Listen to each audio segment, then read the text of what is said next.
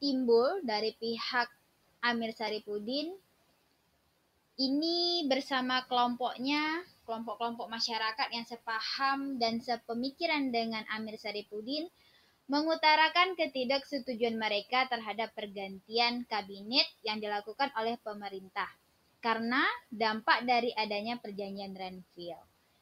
Jadi yang sekelompok dengan Amir Saripudin, terutama kaum buruh, petani, ini mengutarakan pendapatnya mengenai ketidaksetujuan terhadap pergantian kabinet antara kabinet Amir Saripudin ke kabinet Hatta. Kemudian latar belakang yang terakhir adalah kembalinya Musso. Ya. Siapa Musso ini? Kita lihat di tokoh pemberontakan.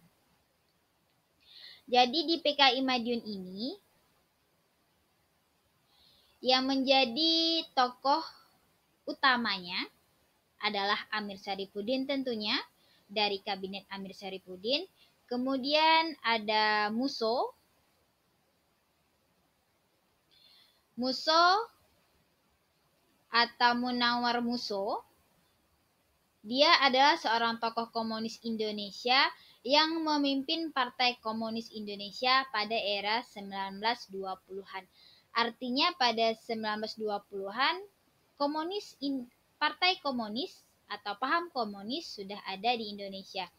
Ini sejak adanya Blok Barat dan Blok Timur.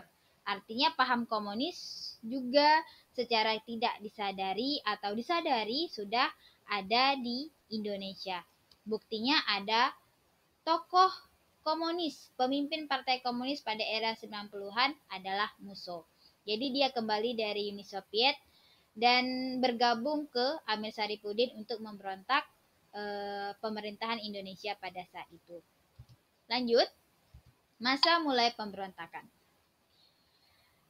Rasa kekecewaan yang dimiliki oleh Amir Saripudin bersama dengan kelompoknya menumbuhkan rasa ingin merebut kembali kedudukannya dalam kabinet, ya, seperti sebelum kabinet Hatta naik menggantikan kabinet Amir Saripudin. Sebagai bentuk pemenuhan dari macam-macam kebutuhan manusia, yaitu membentuk interaksi antar sesama manusia, Amir Saripudin kemudian membentuk sebuah perkumpulan atau suatu kelompok di dalam masyarakat Indonesia yang disebut dengan Front Demokrasi Rakyat. Jadi yang Ibu masukkan sebagai interaksi antara manusia, Amir Saripudin ini membentuk suatu organisasi, boleh kita katakan seperti itu, yaitu organisasi PDR, Front Demokrasi Rakyat, yang tentunya pahamnya adalah paham sosial komunis. Jadi ini dibentuk oleh Amir Saripudin pada 28 Juni 1948. Tujuannya apa? Tujuannya adalah untuk merebut kembali kabinet pemerintahan dari kabinet yang sedang berjalan. Artinya dari kabinet Hatta ingin direbut kembali oleh Amir Saripudin. PDR ini dibentuk oleh Amir Saripudin tidak hanya berdiri atau terdiri dari sekelompok masyarakat yang tergabung dalam PDR. Sekelompok masyarakat di sini ada kaum buruh dan ada kaum petani. Jadi selain kelompok masyarakat, ada partai-partai Indonesia yang tergabung di dalam PDR. Ada 5 partai. Yang pertama ada Partai Sosialis Indonesia. Kedua, Partai Komunis Indonesia. Ketiga, Pemuda Sosialis Indonesia. Keempat, Partai Buruh Indonesia.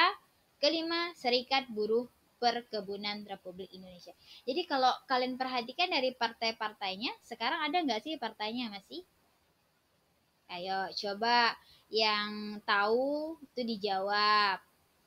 Langsung aja jawab ke Classroom. Kira-kira dari kelima partai ini yang masih aktif di pemerintahan Indonesia itu partai apa saja? Kita masuki